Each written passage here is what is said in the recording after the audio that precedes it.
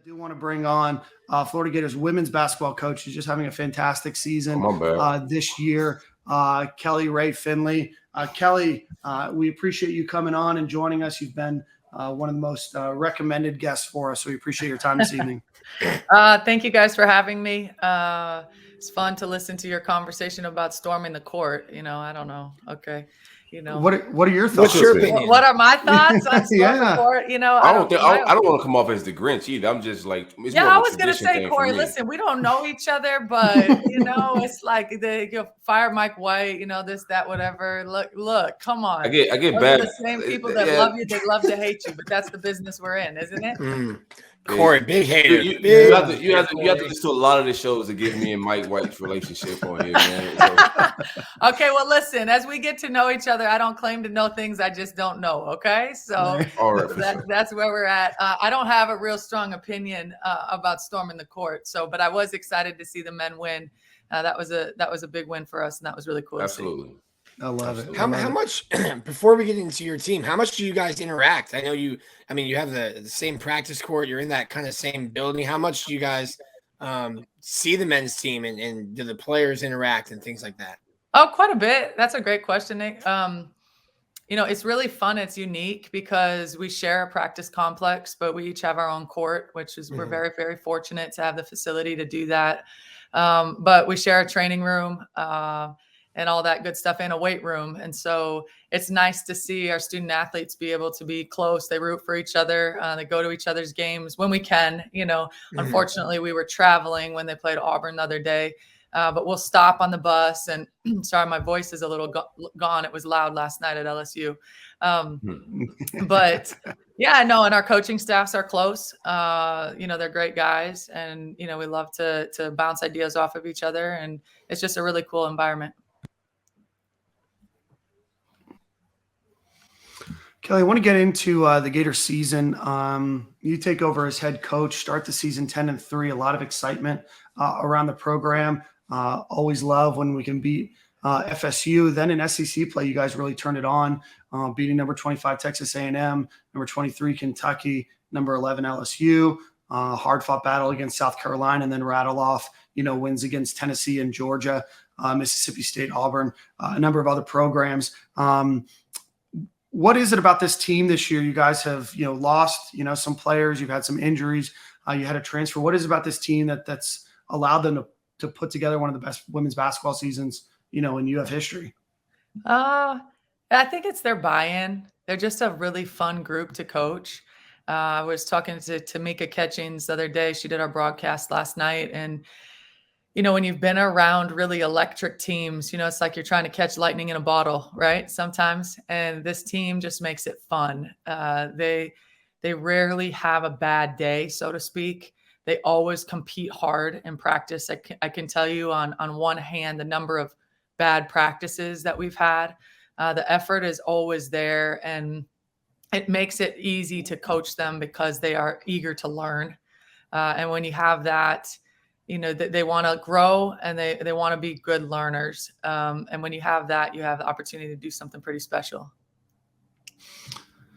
I love it. So I want to ask about some of the leadership on the team. Obviously, you've got a team that dealt with an injury to one of the, the more prominent names, Lavender Briggs. Your team has bounced back pretty well. Obviously, it's a testament to you and your coaching and buy-in, but also some of the leadership on your team. Who are the leaders that have been stepping up on this team? And did you know that they would be the leaders before the season started, or did they just start to rise as the season went on? Yeah, a really other unique thing about our team is it's somebody different every day. Their ability to be selfless is remarkable. But I would say, Kiki Smith is the engine that makes us go on both ends of the floor. She's tremendous. If you guys have had the opportunity to watch her, she's she might be a once in a lifetime kind of player. She never has a bad day. She sets the tone. You ask her, how do you feel, today after getting injured last night? How do you feel? Or how's your body? Great. I can go. Do you need me to go? You're like, nah, but you're not. It's okay. But her mindset is everything to this team. And then Zippy Broughton, she's a transfer who's brought a lot of experience to the floor. just a steadfastness in how she approaches things in her preparation. But, Manu and Christina, they also have a selflessness and a willing to do whatever it takes in order to help us win. And when you have that mindset and that approach, I think that's what makes us a little bit difficult to scout. Kiki is steadfast in that role. And then, we have 4 post players that anyone at any time can come in and produce in whatever minutes or whatever opportunity they have. And so it's really fun to coach an Eagle-less team. And I think that's what makes us different. I do want to ask, because you mentioned about Kiki Smith's injuries. Do you have an update on that? I know some people saw her take a hard fall yesterday against LSU. How's she doing? Yeah, she says she's doing great. But you know what? I'll tell you this. She's never said she's not doing great. So she says she's great. You're like, all right, let's get on the baseline. Let's start running. Actually, coach, I don't know. No. And she could be like, all right, fine. That's not the problem. That's why she's a Division I athlete, and I'm doing a podcast with you. That's right. Exactly. That would not be me. Is she your go-to player in like clutch situations? It depends what the matchup is. So we really try to expose places where we feel like we have advantages. We felt like one of their players was a weaker defender last night, trying to get those switches, and that's what we try to do every night. And so we feel like all of our guards can score. Our 4s have been real difference makers for us in terms of the versatility. Against Auburn and Mississippi State, we really had to go to them a lot inside. They had a size advantage, whereas our opponent maybe had a speed advantage. And so just depends the opponent and the situation. But yeah, we count on her in big moments. The other person is Zippy Broughton for sure. I think she's hit some, she missed that shot last night, and we told her we'll take it 100 times out of 100. We'll take that shot. Thought it was straight on. I actually thought it was going to be in. It looked good from where I was standing. And, but there's about 70 possessions in a game. It's not one possession that wins or loses you a game, right? Right, for sure.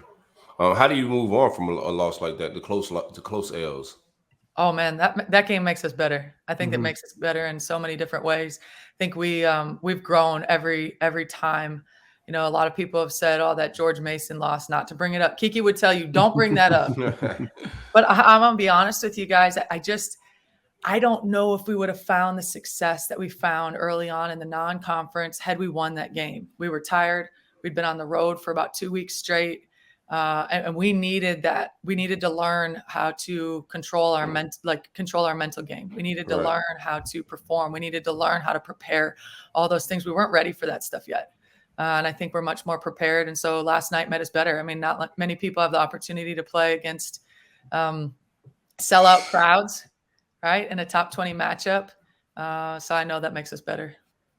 It's almost cliche or coach speech, but you hear a lot. You learn way more about yourself in a loss than in a win. And sometimes a win in a game that maybe you didn't deserve to win can kind of gloss over or make you not look at yourself deeper or feel, hey, these are areas we need to fix because, we won the game. It doesn't matter. Yeah.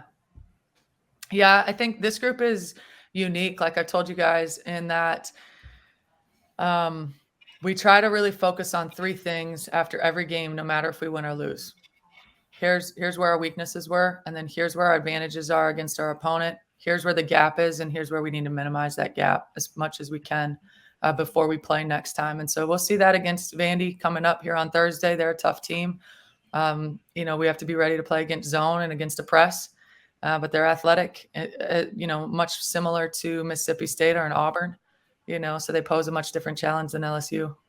Kelly, how do you tournament is so you want to peak at the right time. So how do you keep the team from peaking too early or peaking right at tournament time? Oh, I think keep it fun, keep them hungry. This group really enjoys playing together, so just reminding them of those little things, reminding them of like, enjoy this memory, enjoy this moment.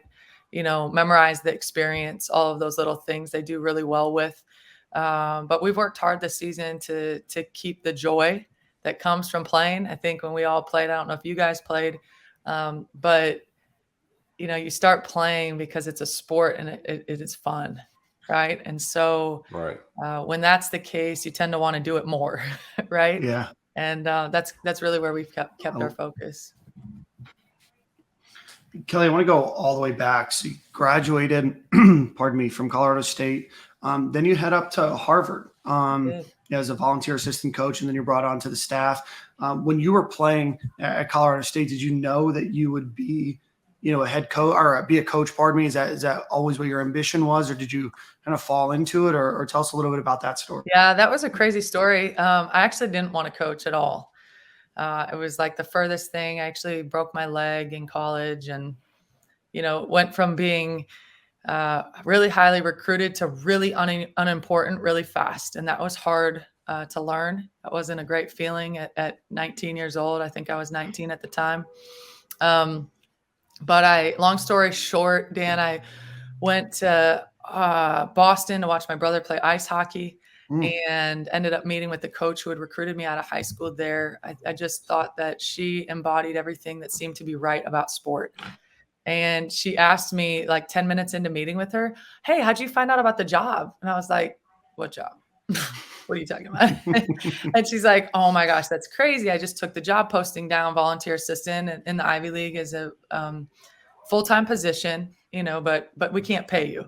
So here's me on the phone leaving. I'm like, "Hey, Dad," my dad was a high school coach. I'm like, "Dad, Kathy Delaney Smith offered me a job, but it doesn't pay anything. So he's all, I'll ship you your stuff. You're staying." And I'm like, wait a second, hold up. So that's kind of how it all started. And I was really fortunate. But I felt like I learned everything that's right about sport. And she taught me a lot. And she's retiring after this season in her 40th year. Wow. That's incredible. So would you say it's almost you saw one end of it, and then quickly after that, kind of saying how, hey, I was discarded just because of an injury, and then you saw someone who had made an impact on you and thought maybe I can be that for somebody else? Yeah, I found a real joy around it. I thought that Kathy taught her young women, her student athletes, to be strong and courageous, to be caring and compassionate. I think, growing up as a young woman, you want to be all things, right? I'm a girl. I've never been a boy. I don't know what it's like for you three fellas.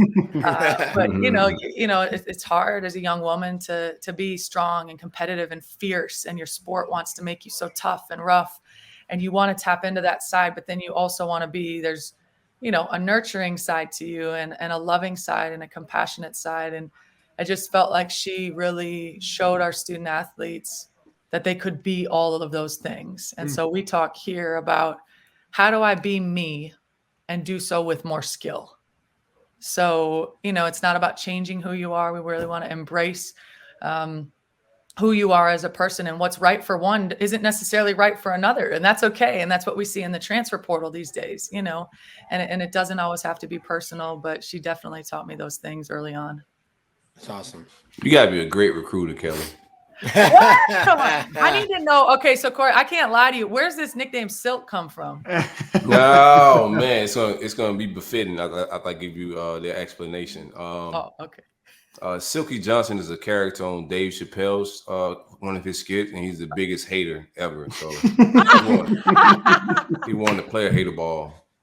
I love it. Okay, I got it. My friends started calling me that because I used to hate on all the Miami Heat. I live in South Florida. I used to hate on the Miami Heat real heavy, so they used to start calling me Silky Johnson. Okay, so, I got you. It's starting to make sense. Right.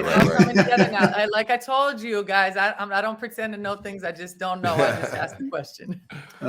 Ask the question, now you know. Big hitter, top left of the screen right there. Left big hitter. Misunderstood. That's all.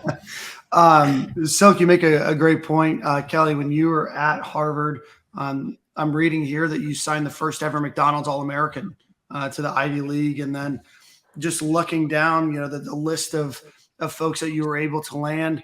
Obviously, coaching the Ivy League is very different than coaching, in the SEC or the Pac-12, just because of academic, rigors and everything else. Do you feel like that helps shape, some of your abilities, or how was the transition from the Ivy League, to I'm sorry, where'd you go after? I went to Colorado from there. Yeah. That's a great question. I think you got really thoughtful questions in. Mm-hmm. It was hard for me at first. It was really hard. I didn't, I I wasn't ready. I'll never forget. I supervised a study hall session, and I remember calling our other assistant coach and going, "Oh my gosh, she wants me to kick her out. I know I can't kick her out. Help me. Like, what?" It was really different. But, every student athlete has motivation and drive to be great. That's why they've gotten where they are. And so it's more to me, learning what motivates people, making connections for people, helping them find what their real passion is, and then showing them, hey, if you do this, then you can do this, or if you don't do this, and behind every feeling, and we talk about this a lot in our program, behind every feeling, there's a choice. So, everybody feels tired. Okay, great. Congratulations. We all feel tired. Okay. Well, you have the same choice that I have, so if I choose to get into the gym and put up shots, then I'm choosing to better myself. If I choose to lay in the bed, but maybe that's what I need. But what's right for one isn't necessarily right for another. And so I say all that to say that it was hard for me at first, but I know that it's made me a better coach. And every place that I've gone to has been really intentional in terms of the things that I've learned and where I've grown, which has made me better prepared. What was the jump like coming to Florida? And obviously there wasn't a long history, but getting in the SEC and certainly the SEC with the programs that Pat built at Tennessee, what's happening with South Carolina, was it a big jump for you? What was it like when you joined the staff here and came to Florida? So I grew up in Minnesota, and I just felt like going to play college. I was really fortunate. My dad coached some really talented players, and I just grew up and thought everybody goes to college and plays basketball. Like, quickly learned that wasn't the case. Yeah. But growing up in Big Ten country, I didn't really realize how big the SEC was. And then, being more familiar with the Pac-12, I wanted to, having worked at Harvard first, I wanted to be able to recruit the world. And it gave me a really big global perspective on how to recruit. And being at Harvard, I felt like I could recruit anywhere. So I wasn't tied to a region. And so I wasn't as much aware of that as I was, oh, this is a really good player, let's just go recruit her. Oh, let me get to know her. If there's a connection, great. And if not, but I also had to learn that, you need to talk to parents and you need to understand value systems, because in the Ivy League, you can't sell a kid a dream when the parents have to pay. And you don't want to put a parent in a position to say, hey, I know this is your dream, but I can't afford for you to go there. That's just not right. And so that was something that I learned early on. But Nick, to answer your question, it was just another job. It was an opportunity to go coach in the SEC, a different league, to broaden my horizons, my, recruiting space. And I felt like Florida was a tremendous opportunity to go back to high academic university at the highest level. And that really aligns with me and who I am. And, you can get behind that in a lot of different ways. And then everything that happened in the off season, you get named interim head coach. How prepared do you think you were to run a program? Oh, I think I was really prepared. I think, a lot of people talk about, 6 inches over, this, that, whatever. I don't know. It's just, it's more about who you are and how you do things, how you lead people, how you connect people, relationships, than it is anything. I think it has to be centered on respect and honesty. We work a lot on that in our program, and anybody who knows me would say that that's probably the case. And so I don't know. I wish I could give you a better answer. Like, oh, it's so hard, and whatever. But it's been more fun and more just really inspired by our student athletes and the choices that they've made every day. Well, I don't think I told them the other day, Nick, not to cut you off, but I told them, thank you for making this such a great experience for me, because they didn't have to do that. They definitely don't have to do that, and they've chosen to do that every day, and for that, I'm grateful. Yeah, I don't think it was a great question, maybe one that had to be asked, but just watching the season and how they've looked, I think the answer is clear that you were clearly prepared for it. And then the women that you're coaching have responded to you and are having fun and playing really well. Thank you. Who did you grow up with? Coach, give me a coach that you didn't play with or don't have a personal relationship with. Who was your idol growing up? I didn't really idolize any coaches. I just kind of again, because my dad coached, it was like, we just go to the gym and we work, and this is what we do. I will say this, my grandfather played college basketball at Iowa, University of Iowa. Go Hawks. Yeah, go Hawks. Oh my gosh, they thought there's no other university in the world. Yeah, I know. I lived in Iowa City for 2 years. You'd have thought that was the epicenter of exactly. of all college athletics. Right. Like, he passed away when I was in 5th grade, and we spent a lot of time in the car driving and, this, that, and whatever. But in terms of, who did you look up to? I just really wanted to be like the big girls on the team. I was told this story the other day. My mom has a little notebook, and I have a sister who has special needs. And long story short, I wrote about how much I love her, right? And how much I loved being the water girl on the bench because I got to be part of the team. And so I think that, just when I look back and how to shape my mentality towards being a great teammate first, that was a huge part of it. Kelly, I want to ask about kind of moving forward, with the team. You guys obviously are. I know Silk, talked a little bit about, trying to hit your stride at the right time. You guys are entering your final 2 SEC games before the SEC tournament and then the NCAA tournament. Where do you guys go from here in terms of coaching and building and developing? And, I think this is going to be the first NCAA tournament for all of these, all of the players that went to UF or that are at UF now. Maybe missing one or two that transferred, but getting them used to that stage of just continuing to live in the moment and not get the moment get too big. Yeah, I thought yesterday was a big day for us in terms of that. I thought that, we're going to focus on playing Vanderbilt in a couple days here. They're a very talented team, and we're going to prepare as such.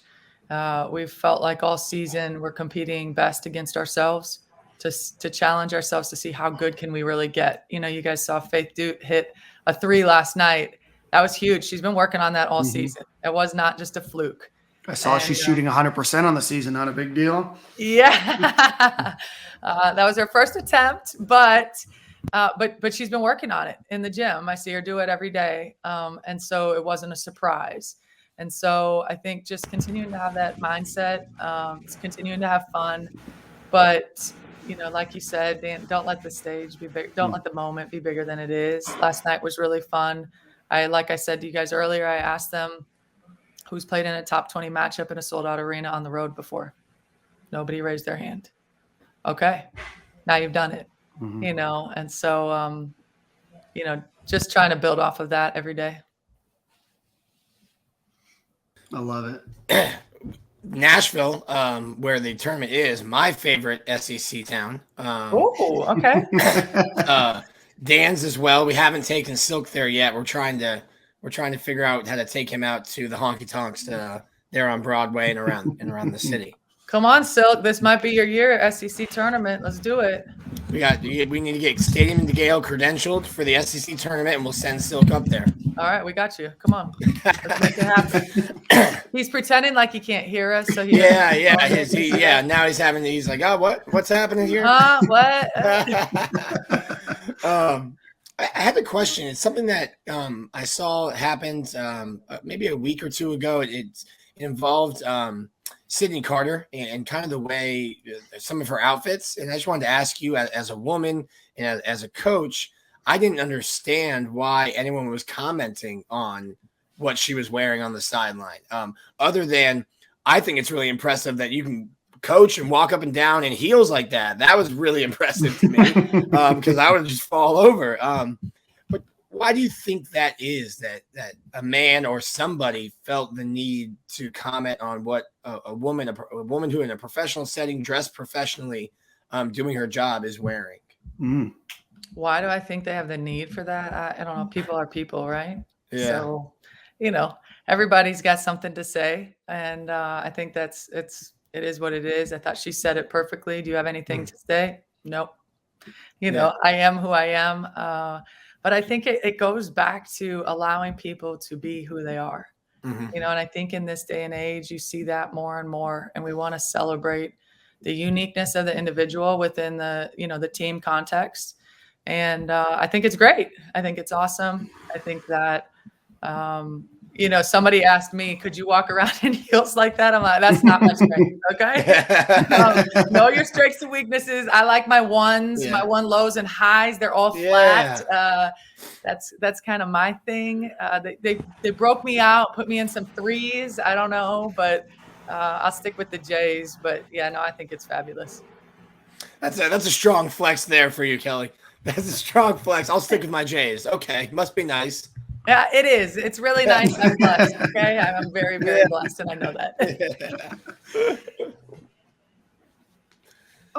Kelly, I do want to ask, kind of the obvious question. There's been a huge groundswell of support behind you in this Gators women's basketball program in your interim title. I just want to let you know, we're not going to ask you about, what those conversations look like, but we do want you to know that we continue to see a huge groundswell of support for you. And as somebody that's watched the Gators my entire life, was there from 2006 to 2010, I don't think that I've ever seen the love and support from the fan base behind women's basketball. So you've built a great thing, and I know a lot of people would be excited to see that coming. I appreciate that. Thank you very much. You don't have to say it. Well, the podcast will keep saying it for you. Oh, you guys are sweet. I really appreciate it. And I will say, like I told our student athletes the other day, they've earned this opportunity. I'm really proud of them. I'm inspired by them every day. They make it easy. And what's unique in college basketball is every year, every 9 months, really, your team is different, right? And so you have to rebuild the leadership. You have to do team building and those kinds of things. And I've been very fortunate to know these young women for a long time, individually and then collectively. It makes my job a lot easier. And I'm just grateful for them in this season of life. It seems like, do you get the time to kind of sit back and enjoy it or relish it? Or are you just, like you said, like coming off a loss, we have to get ready for Vanderbilt, and after that there's another game and then the tournament, and then that's the season. Come on. But do you get a chance? I mean, it's your first year as a head coach, a great group of women. Do you get a chance to kind of like sit back and kind of enjoy it, or does that not happen until after the last game? I think it's just kind of you do what you do. That's how I was raised. It's not that we're not enjoying the moments. I think we really are. I think it's been cool to see, Alberta Rimdahl is one of our freshmen, and she was National Freshman of the Week. She was SEC Freshman of the Week, and she brought donuts for the rest of the team. Kiki, just to understand, that, hey, I couldn't have done this without all of you. This is a real team celebration. So we do little things like that. In terms of me, I really love to take my time in May every year, no matter what, no matter what the season held. I know we did our best and worked our hardest, and then take a little bit of time off if that's a thing. I don't know. And get a little vacation in then. But it's been great throughout the entire season for sure this year. Kelly, I got one final question, just out of pure ignorance more than anything. Obviously, we hear a lot about the transfer portal in football and in men's basketball, just because those names are talked about a lot from a recruiting perspective. And what's the transfer portal like? I know that you guys have a number of transfer portal players on your team right now, but what's that like? In women's basketball? It's pretty crazy. I'd say it's more similar than it is different. Probably more similar to men's basketball and football. I think that you'll see it become more and more popular. Which is why, our staff's philosophy is, we would really like to know them before. So we really are going to continue to recruit high school as best we can and build and develop those relationships from an early age, just because, it's a people business. and we can't be here without our student athletes, and we understand that. And just trying to build those and foster those relationships so that later on down the line, you have something to look back on, right? And there's a lot of trust that's built in those moments. That's why Zippy Broughton is with us now. Because sometimes you change your mind. Sometimes something you thought worked out wouldn't, and it doesn't always have to be this big drama, right? It can just be really simple. I thought this was a great fit for me. It wasn't. Let me try something different. And so, it's a big deal, and I think it will continue to be so. I love it. Corey, Nick, any more questions? No. Super impressive, Kelly. Enjoy the conversation. Silk, you didn't hear, but if we get you credentials, you're flying to Nashville for the tournament. Did you hear that? Oh, most definitely. I've been trying to get to Nashville. The pandemic stopped my Nashville Nick visit. said you've never been there to Broadway and all that good stuff. He was going to show you around. Oh, already. I'm there. Already. Awesome. Well, thank you guys for having me on. Absolutely. Thank you so much, Kelly. We'll talk to you soon. And best of luck the rest of the way. Thank you. I can't think.